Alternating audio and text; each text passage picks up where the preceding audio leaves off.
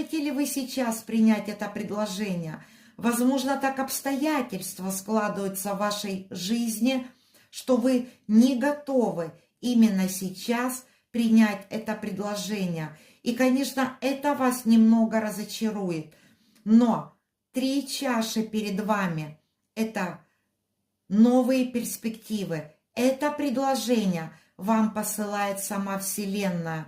Приняв это предложение, вы перед собой откроете новые перспективы. Двери откроет. Смотрим. Карта счастья, карта стабильности. Так что, дорогие мои друзья, в вашу жизнь входит какой-то праздник. Возможно, вы будете праздновать победу над какими-то трудностями.